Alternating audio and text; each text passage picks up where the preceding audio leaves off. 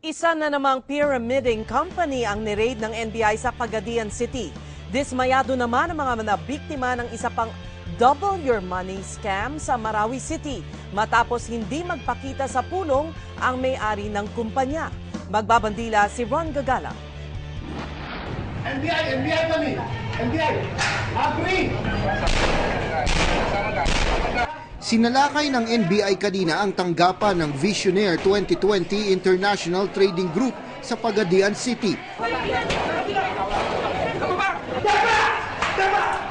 Tatakas na sana ang mga tauhan. 5 baril ang nakuha sa kanila. Kakumpetensya raw ito ng bumagsak na Aman Futures Group. May mga investors din tayo dito. Hindi lang natin alam kung magkano yung mga investments nila.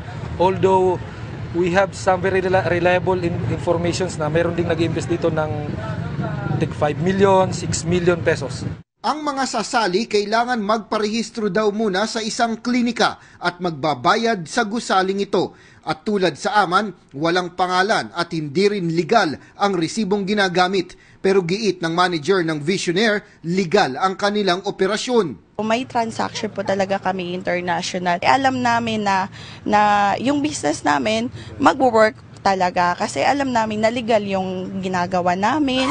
Sa Marawi City, nangangamba naman ang mga otoridad na posibleng magkagulo kung mawawala ang may-ari ng isa pang inirereklamong investment group na si Coco Rasuman. We have deployed additional forces in Marawi City to avert and prevent the escalation of violent incidents.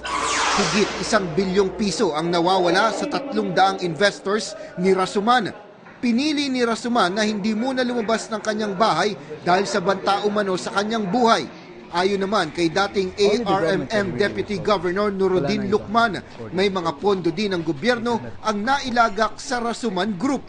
Public funds in our place, Lanao del Sur, is treated like a private bank account. And we know this. The government knows it, the people knows it, everybody knows it, but the government is not doing something about this problem. Dapat daw imbestigahan na ng DILG ang mga financial accounts ng mga local government sa Northern Mindanao tulad ng ginawa na ni Secretary Marrojas sa Pagadian at ilan pang probinsyang biktima ng Aman. Para sa Bandila, Ron Gagalak.